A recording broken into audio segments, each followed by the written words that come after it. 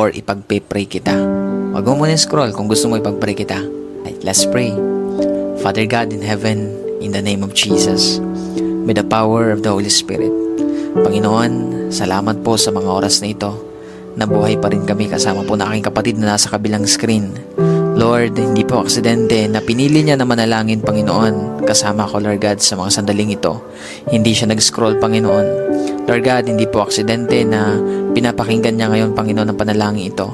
Kaya dalangin ko, Panginoon, anuman yung mga bagay na tinatago ng taong ito, ng mga nararamdaman niya, Panginoon, O God, mga kabigatan na yan, na sinasarili niya, Panginoon. Tulungan niyo po siya, Lord. Panginoon, bigyan mo siya ng lakas na galing po sa inyo.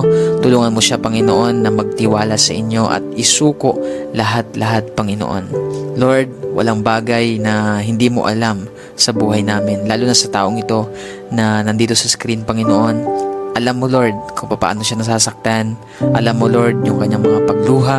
Alam mo, Panginoon, yung kanya pong karamdaman. Alam mo yung kanyang suffering, Panginoon. Lahat yan ay nalalaman mo, Panginoon.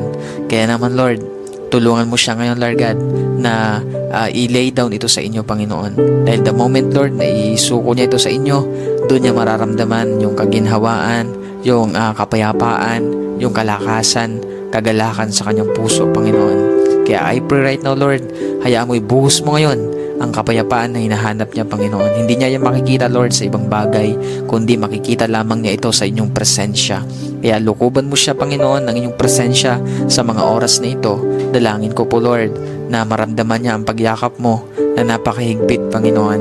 Hayaan mo, Lord, sa pagyakap mo, makita niya, Lord, maranasan niya, Panginoon, ang inyong pong pagkilos, makita niya, Lord, na may binabago ka sa kanyang buhay, maging sa kanya pong sitwasyon. Maraming salamat, Panginoon. Hayaan mo, Lord, magpakilala ka pa sa taong ito na nandito sa screen, Panginoon.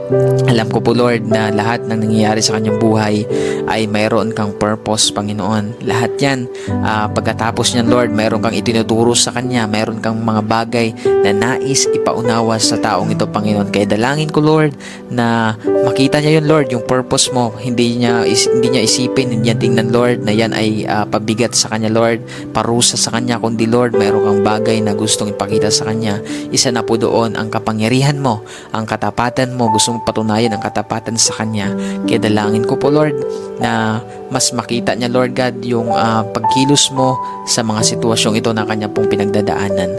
Maraming salamat, Lord. Pinagkakatiwala ko po siya sa inyo. In Jesus' name, Amen and Amen. So ayan, kapatid, ipagkatiwala mo yan sa Panginoon lahat. May purpose si Lord kung bakit ka nandyan. Tatandaan mo palagi yan.